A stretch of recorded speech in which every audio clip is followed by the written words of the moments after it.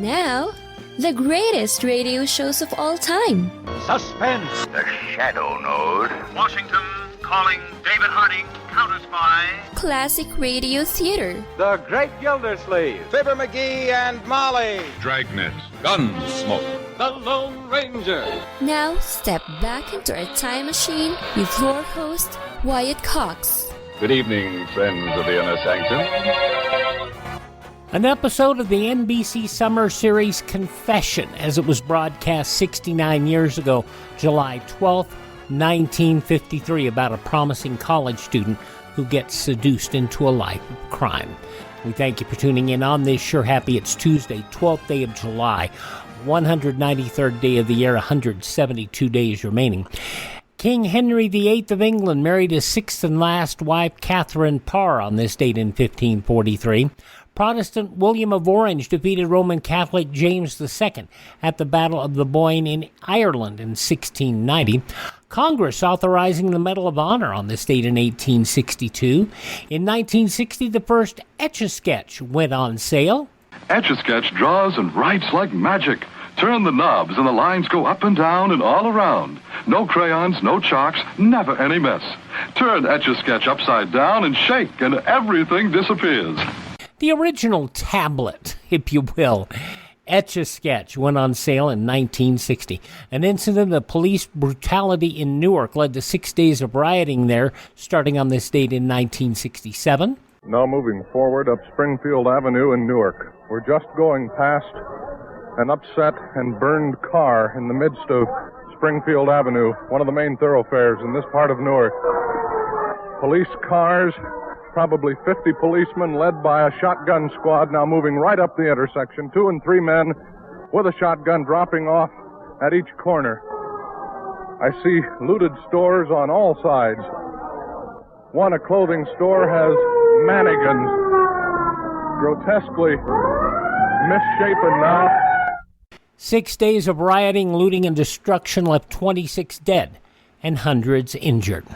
In 1984, Democrat presidential nominee Walter Mondale became the first major party candidate to choose a woman as a running mate when he announced his choice of Geraldine Ferraro. Today I'm delighted to announce that I will ask the Democratic Convention to nominate Geraldine Ferraro of New York to run with me for the White House.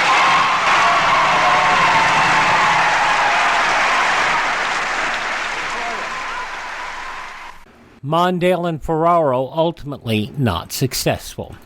Army Apache helicopters performed airstrikes in Baghdad, Iraq on this date in 2007. Footage from the cockpit later leaked to the internet. And Roman Polanski declared a free man on this date in 2010, no longer confined to house arrest in his Alpine villa, after Swiss authorities rejected a U.S. request for the Oscar-winning director's extradition because of a 32-year-old sex conviction. Passing away on this date in history, the first Secretary of the Treasury, Alexander Hamilton, shot as a result of a duel by Aaron Burr.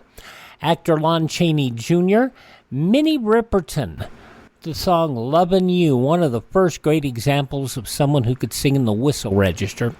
Also, journalist John Chancellor from NBC, mostly. White House Press Secretary Tony Snow, who also did some talk show work.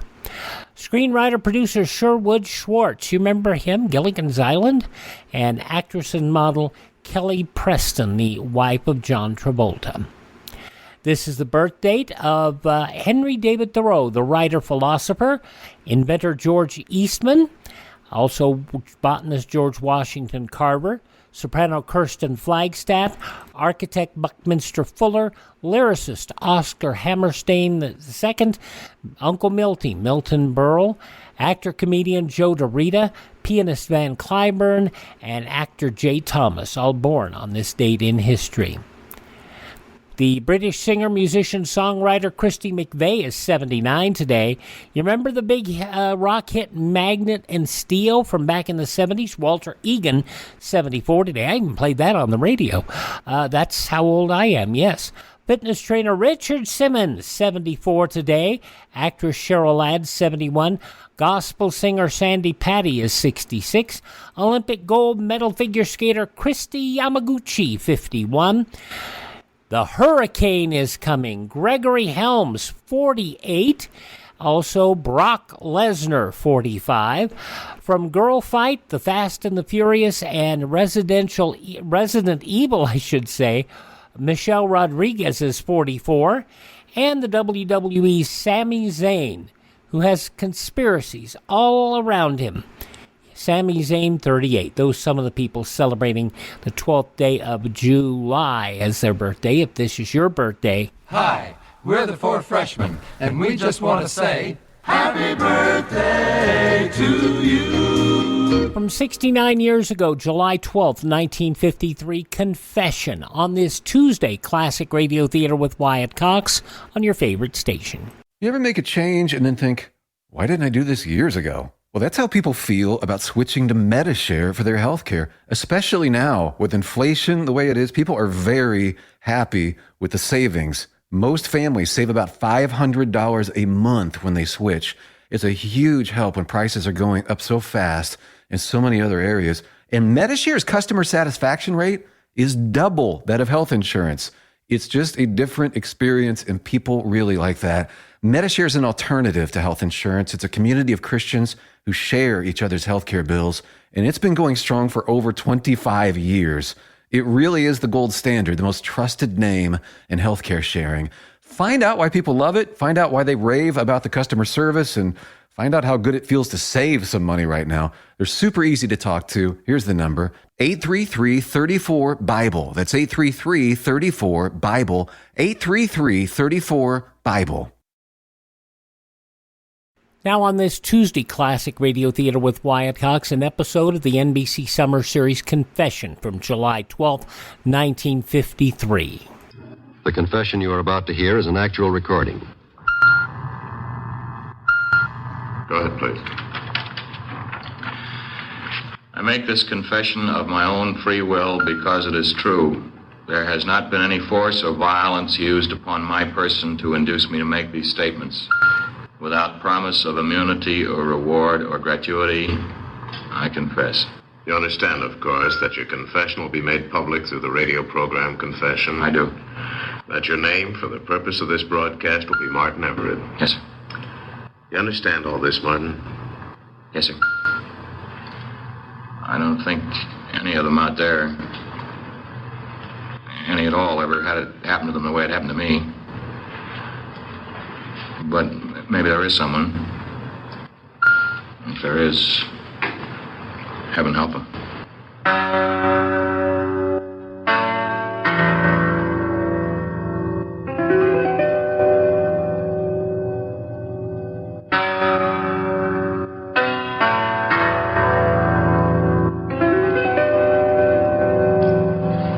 You are listening to Confession. The case history of the young man referred to as Martin Everett is a matter of documented record.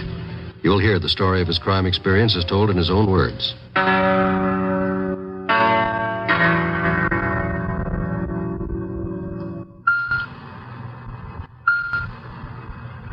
Martin Everett, please state your age. 20 or 21 next month. Your occupation? Student. That is, I used to study. What were you specializing? Ideas, you might say. Did you attend high school in this city? Yes, sir. Class valedictorian. Big man. Even a scholarship at the university. Was this the only circumstance under which you could go to the university? No, it wasn't. We're not poor. My father's an assistant professor right there on campus. English lit. With me, it had to be a scholarship. It's shoddy work, Martin. You'll have to rewrite it. Look, Pop, it's late. I'm tired. It's not even 9 o'clock. You tell time with your stomach, not with a watch. I'm beat, Pop. I know what you want me to be. You were when you won the scholarship. I want a glass of milk. Why won't you learn? I'm sick of learning. It's not for me. It's never been for me. It's for you. What do you want, a genius in the family? I can't live success for you. I want to be free to be an ordinary guy, just once, free from these stinking books. I'm not a scholar. I'm not great. You have talent, Martin. Brilliance, even. I got nothing. You'll not speak to me like that. Sorry. I feel sick. You fix this essay. Sure, give it here. You'll obey me. You'll go upstairs and redo your work. No, not tonight. Tonight I'm going to walk and breathe some clean air and be myself and forget it. Martin. Fixed. Martin, please, Pop, for one night, will you try to understand?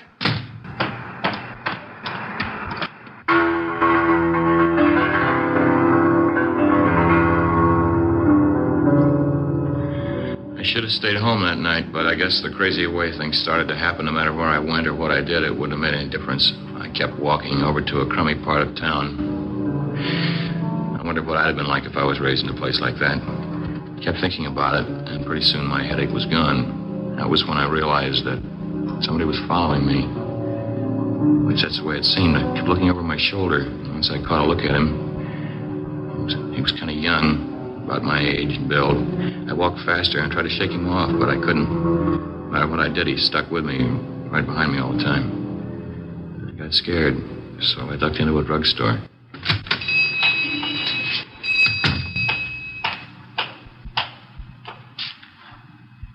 Druggist is in the back. I just want a drink. Root beer. Oh, sorry. Fountain's closed. Okay. You expecting someone? Oh, no. No. Well, I guess there's no harm in giving you a root beer. Thanks. Could I have it over there in the booth? Sure. Take the booth. Here you are. Martin Everett? Yeah? What? Sit down, plenty of room. How's your father? Fine. Who are you? Friend. You were following me out there. Now, easy, kid, easy. My name's Wally. I'm interested in you. How do you know me? Well, I made a point out of knowing you. Why me? We were born on the same day, same hour. Yeah, that's a fact. I had to look up the records once, and I saw your name. I got curious about you. You know, you could have been me, and I could have been you. It could have worked out like that. Maybe it did. Well, go ahead, drink. Thanks. Now, you live real good, don't you? I live around here, the other side of the tracks. Only around here, there aren't even any tracks. That's how tough things are. But I wouldn't have your father on a bet. He's all right. Sure, everything's just fine. How much money you got in your pocket? Look, what do you want from me? Help. You help me, I help you. We get money. Look, I need a partner. And who do I think of? Brother Martin. In a way, we're brothers. You happy? No. I am. You buy the things you want? Nobody buys the things they want. That's me. Nobody. You're somebody. A great big ball of hate waiting to be pitched in somebody's teeth. You dope, you're not even free. You want to do a million things and you can't. You're afraid. So? Well, I'm not afraid. That's why I got dough. Me, personally, I get a personal bankroll. That's the best kind. Only now I need help. Doing what? When you need help, we'll get together. Like I told you, I'm usually around. Now, you better finish that root beer. I gotta close up. Oh, yeah, sure. Look, you don't happen to know that guy, do you? What guy? The one that was here. Well, 3 or 4 people have been here since you came in. Yeah, I guess. Well, thanks for the drink. Oh, it doesn't cost 35 cents, you know. Oh, that's all right. You keep it? Well, thanks. That's worth one on the house if you come back. Maybe I'll do that. Night. Good night.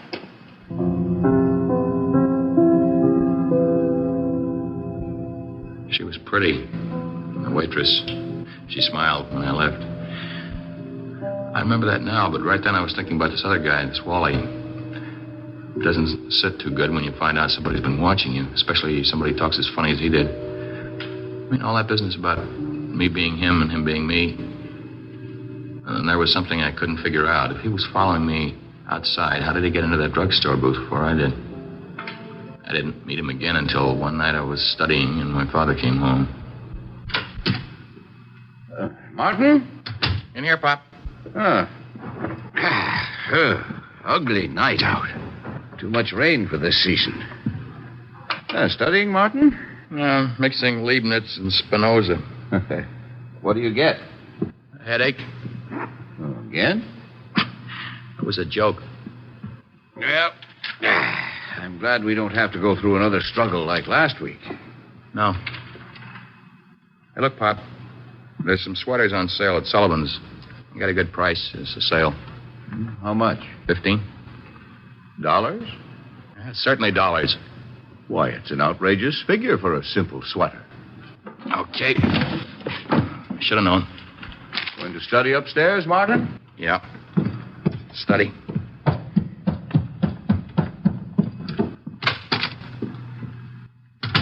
Hi. Wally. How did you... What? The window. Climbed the trellis. Don't worry about the bedspread. My shoes are clean. Well, it's raining. I couldn't help hearing the little discussion just now. Look, you get out of here. Nobody invited you to this house. Oh, I thought we were friends. Yeah, you thought. Well, now do I call the police? Not unless you don't want that sweater. What's that got to do with it? Look, I can guarantee you $20, maybe $30. How? Just watching and learning. Learning what? You still got that target pistol?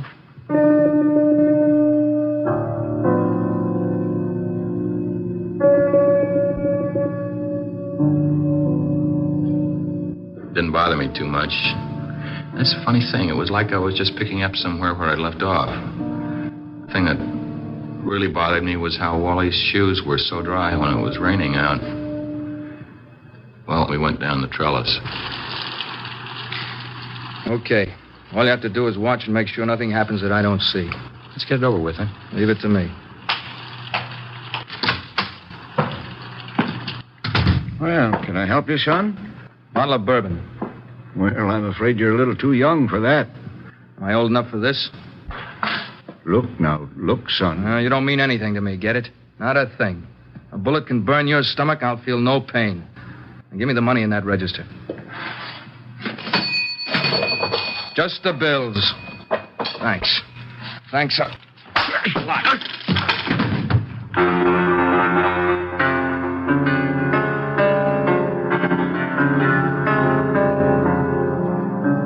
I ran when it was over. Must have been awful panicky because I don't even remember Wally. We just blazed out of that store and he shoved the money in my hand, $26. And you wouldn't think this, but that night I slept real sound, like I was dead or something. For more than a week, I didn't let myself think about what we'd done. Then one evening I was lying on the bed and two things kind of got tangled up in my mind. Wally and the waitress at the drugstore. I didn't have many friends. I guess I didn't mention that, but I didn't, and I don't. Now, there was a kind of a friend thing between me and Wally, and there was that girl. So I went down to the drugstore again. I just went and sat in the same booth where I could watch her. She didn't see me. After a while, Wally was there at the counter, talking to her. You're different tonight. I'm different every night. Man of 1,000 moods. Man, you look like a college boy. It's just one of my many moods. Some nights you gotta let me demonstrate. Great. You want that root beer? Oh, I do. I certainly do. Hey, what's your name? Joan Anders. I'm Wally. Wally what? Anything you like. That's my charm. How much for the drink? Told you it was on the house. An elegant gesture. When's your night off, Joan? Next Wednesday. Wednesday for sure. It made me sore the way he acted so smart and smug with her. The way she ate it up. It didn't help any that she seemed to have me all mixed up with him. I mean, the root beer on the house and everything. I guess we did look kind of alike, though. As soon as she went down to the other end of the counter, Wally came and sat in my booth like he knew I was waiting for him. How's the boy? Fine. Short of dough? Oh, so. Well, let's go. Look, Wally, I don't want to... What'd you come here for? You came here looking for me, didn't you? I guess so. Okay. Let's get going. You've got something to square away.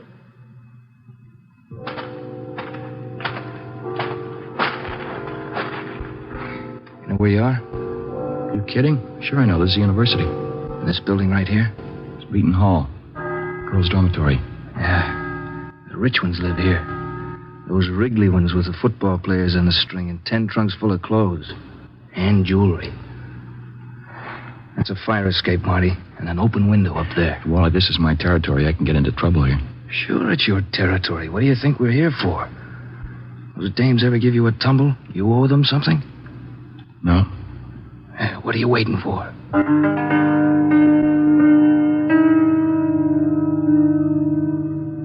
We went up the fire escape and into the girl's room. She was asleep. At least I prayed she was. The bit of light coming through the window caught her across the face and shoulders. I don't know what it was she was wearing, but it wasn't pajamas. You could see her skin. It was awfully white. Only her closed eyelids were dark and sort of shiny. The dressing table. Take a look. Nothing. First drawer. That box. Open it. Are they real? Their jewelry is always real. Get going. Wally. She's watching us. She's awake. That's not good.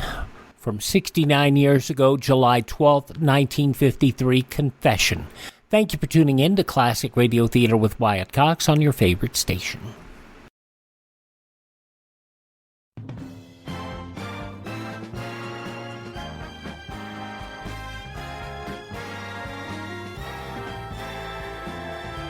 Thank you for tuning in to Classic Radio Theater with Wyatt Cox on your favorite station. An episode of Confession, a summer series from NBC, as was broadcast Sunday, July 12, 1953. In the newspapers of that Sunday 69 years ago, these were some of the headlines. The question of whether South Korean President Syngman Rhee will accept a Korean truce still up in the air. Rhee telling a newsman last night he will not accept the armistice at about the same time the U.S. and South Korea issued a joint statement saying the two countries had reached an agreement that has gone far toward achieving mutual understanding of the troubled questions which have arisen in connection with arrangements for the armistice. U.S. Envoy Walter S. Robertson said the joint statement could not have been made unless Rhee had given his assurances that he would collaborate in an armistice. However, Scripps Howard staff writer Jim Lucas reported to the New York World Telegram that yesterday from South Korea that Rhee said, "We will not accept the armistice, but we have agreed not to obstruct it for a period of 3 months. President Eisenhower wants us to accept an armistice in toto, but this far we cannot go." Russia today spurned President Eisenhower's offer of $15 million worth of food for East Germans, declaring it was not in the true interests of the German people. The note, signed by Soviet Foreign Minister V.M. Molotov, delivered to the U.S. Embassy by Deputy Foreign Minister Andrei Vyshinsky. Besides spurning the American offer, the note laid the blame for the June 17th East German riots on the West. In Washington, White House Press Secretary James G. Haggerty said there would be no comment in advance of the actual receipt of the Molotov note and study of it. The Kremlin began beating its propaganda drums yesterday for a speedy Big Four conference, but Western leaders apparently turning a deaf ear and waiting to see how the downfall of LP Beria would affect Soviet concerns. As in by concert with the Moscow radio, London's communist organ, the Daily Worker, declared in a front-page editorial, the British people must not allow reactionary American and British forces to use the unanimous dismissal of Beria as a new excuse for opposing a meeting of the four great powers. Former Democrat presidential candidate Adlai Stevenson looked down the muzzle of a Russian Tommy gun in the hands of a trigger-happy East Berlin People's Army soldier yesterday. The soldier meant business, saying in English, "You move and I shoot." The incident occurred as Stevenson and his party were touring East Berlin, restless and tense since last month's climates. He and his party were held up for 20 minutes, and the films they had taken behind the Iron Curtain were confiscated. Telling about the gun episode afterwards, Stevenson said with a smile, "You know, curiously, I didn't move." A young man, his hands up in the air, approached two Indianapolis patrolmen slowly circling a north side block and said, "I'm the guy you're looking for." They questioned 21-year-old Henry Harrison and said he referred to a burglary a year ago at a south side firm. Officers investigating the report of an accident. An aged Negro stepped forward in city court yesterday in Augusta, Georgia, to enter a guilty plea when thunder rolled, lightning struck across the street, and all the lights went out. Judge Gordon W. Chambers looked over his glasses and remarked, "Where was Moses when the lights went out?" The Negro said, "Here I am, Judge, Your Honor, right in front of you. My name is Moses Johnson, and I ain't going nowhere." Moses charged with driving under the influence of liquor.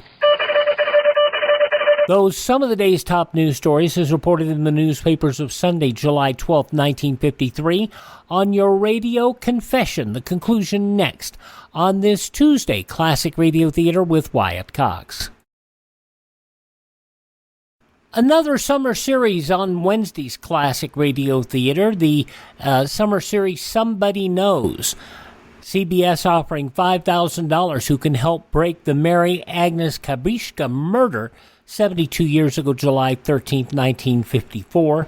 Back in 1948, she was murdered. Her throat had been slashed, and the homicidal maniac struck again in Cleveland, but was it the same killer? That's on Wednesday's Classic Radio Theater, but now the conclusion of Confession. July 12th, 1953, 69 years ago today.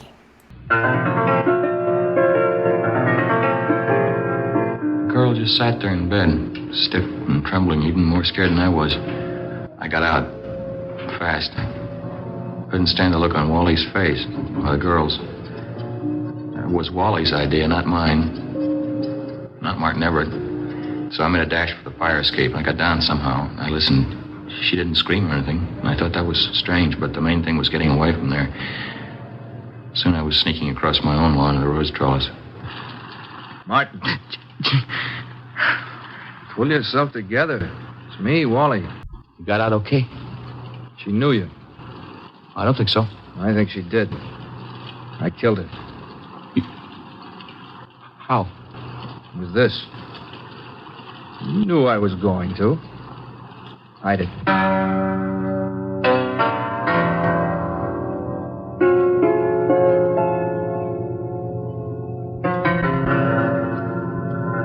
You are listening to Confession. Before continuing with the documented record of the young man referred to as Martin Everett, the National Broadcasting Company is honored to present Mr. Richard A. McGee, Director of Corrections, Department of Corrections, State of California. Many crimes are committed by persons who are mentally ill. Schizophrenia, or split personality, is a common form of mental disease which can lead to criminal acts. Stevenson's story, Dr. Jekyll and Mr. Hyde, is the classic example in literature. Tonight's case is obviously that of a schizophrenic, a person who has created an alter ego on whom to blame the crimes he himself commits. The only way to prevent such a person from becoming criminal is to recognize the clinical symptoms early and seek professional aid before it is too late. Schools, medical centers, and law enforcement agencies in your community would be ready and most anxious to help. Thank you, Mr. McGee. Now to continue with Confession and the documented record of the young man referred to as Martin Everett.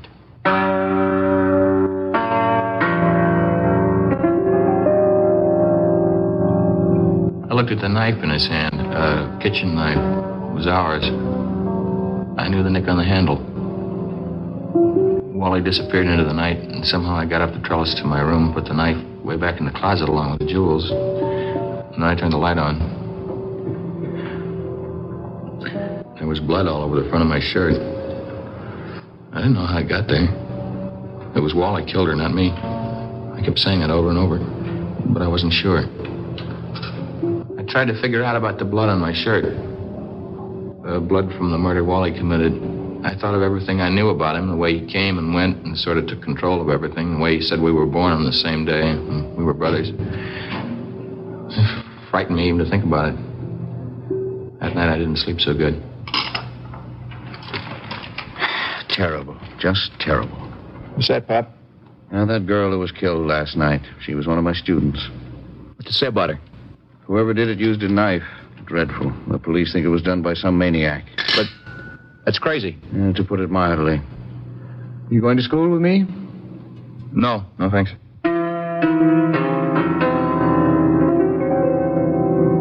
Right then, I began to be afraid all the time. And I knew one thing. I had to get away from Wally. I didn't want him coming to the house anymore.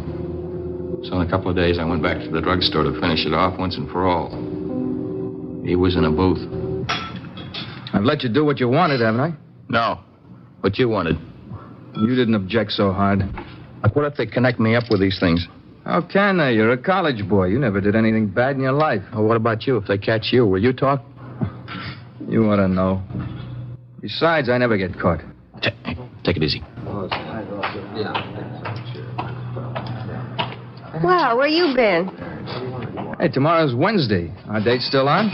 Well, I guess. Any ideas about what to do? I always depend on the boy for ideas. I got a few nifties. Well, if worse comes to worse, I can think of a couple myself. Want to order anything? A few minutes, maybe. Just send me a telegram. How am I doing, Marty? You treat her nice, do you hear me? Oh, what's to you? Hey, you kind of like her, don't you? But you don't know about girls like her. Things are different on the other side of town. That girl in the dormitory. What girl? The girl you... Shut up. Think about it, understand? It didn't happen. You've got nothing to be ashamed of. It just didn't happen. Now, when do we go out again? I'm scared, Wally. Now? With me? No. Just when I'm alone. We'll fix things so you aren't alone so much. Now, do like I say. Tonight we've got business. And a lot of nights from now on. I'll be waiting for you outside. Yeah. I guess you will.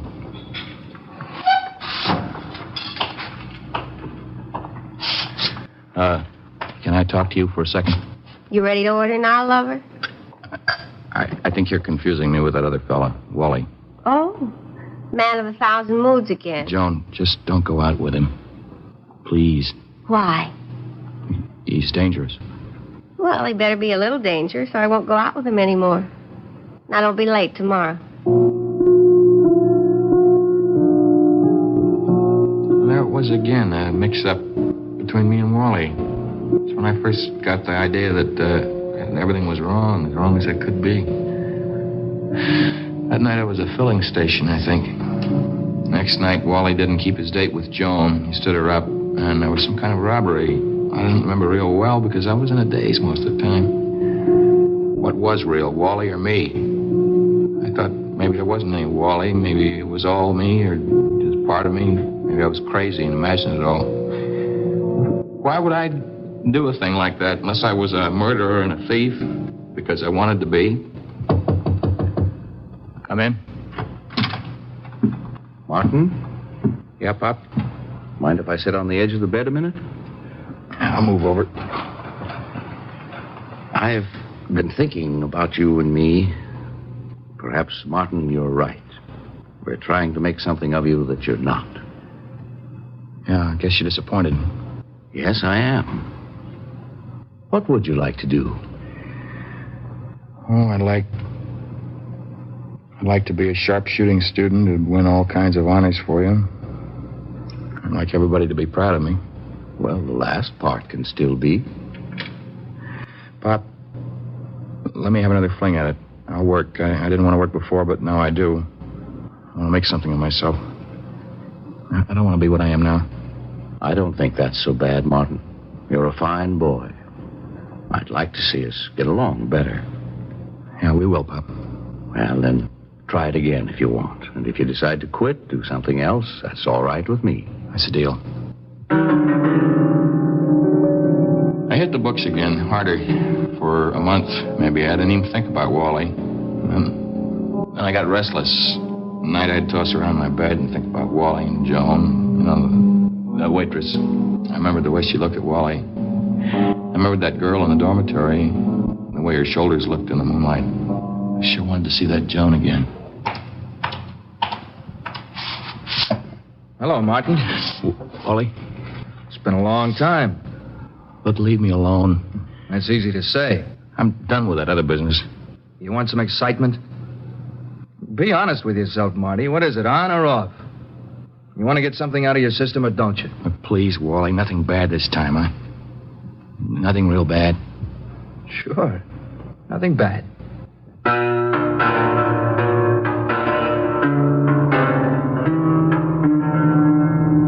I didn't go home for dinner that night. I just walked around with my notebook under my arm. I didn't really have any place to go. Thought about a movie, but there was nothing worth seeing.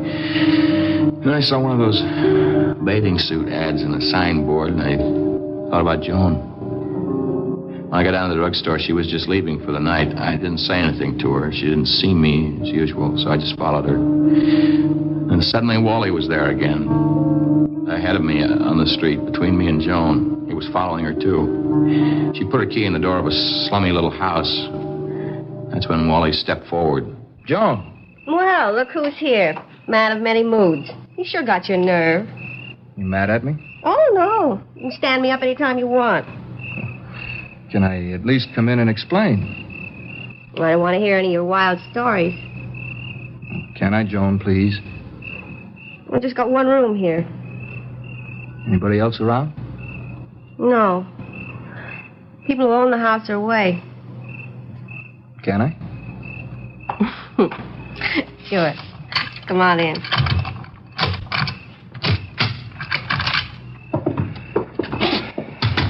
Okay. You know, you're a funny guy. Well, what's funny about me? I don't know. You're so moody. But I like you. Maybe it's because I know you're crazy. What did you say? You're crazy. You know, you're crazy.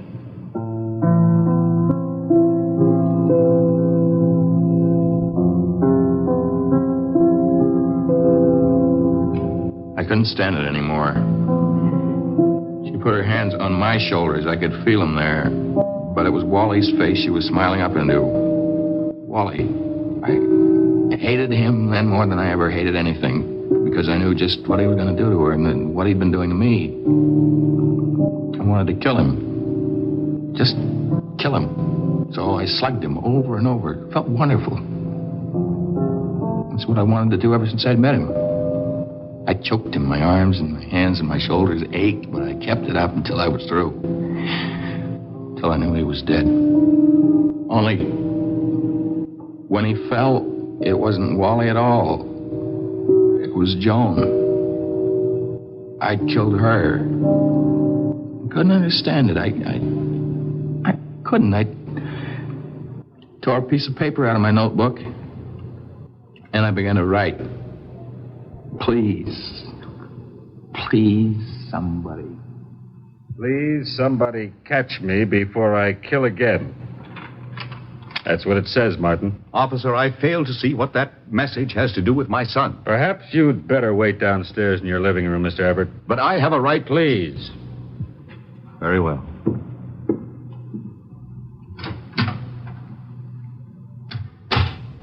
Is this your school notebook, Martin? Where'd you find that? The room of the murdered girl. Anything you want to tell me? Mind if I look through your closet? I'll get the evidence for you. Did you do it? That's hard to say. Wally did some of it. He made me do the rest. Who's Wally? Wally? Well, I'm Wally, of course.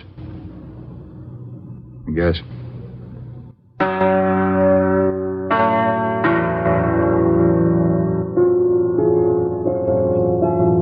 You have just heard an actual confession. This case history of the young man referred to as Martin Everett is a matter of documented record. To protect the legal rights of this person, names and places were changed or deleted. Technical advice for confession comes from the Office of the Director of Corrections, Department of Corrections, State of California. In a moment, you'll again hear Martin Everett. The subject was sentenced to life imprisonment under the custody of the State Director of Corrections. Found to be insane, the subject was placed in the California Medical Facility, Terminal Island, where he has been given extensive psychotherapy and electroshock therapy. Now, Martin Everett.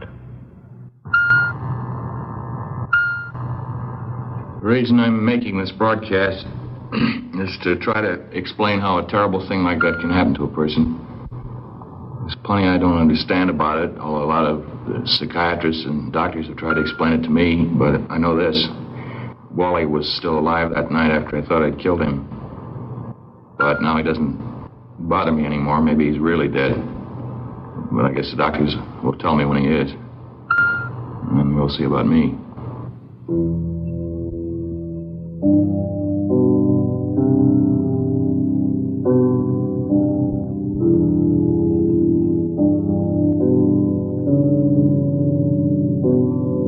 This has been Confession, transcribed statements of actual crimes. These true tragedies are brought to you each week as an NBC Radio Network production in an effort to stem the nation's forward march of crime. Credit for this broadcast goes to our cast: Paul Frees, Lamont Johnson, Warren Stevens, John McIntyre, Charlotte Lawrence. Writer, Richard Allen Simmons. Music, Michael Samogi. Script supervision, Warren Lewis. Direction, Homer Canfield. John Wall speaking. Confession, a Canfield-Lewis creation, came to you from California.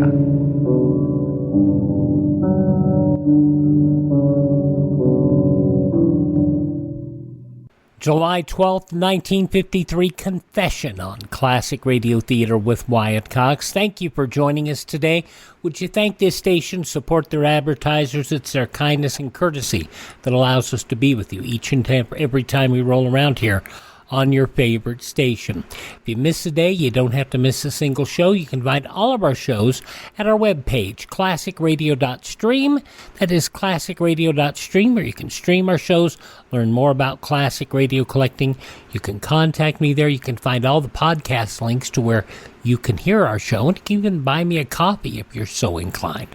classicradio.stream. Thanks for tuning in. Tell all your friends the great radio shows are right here at this spot on the dial.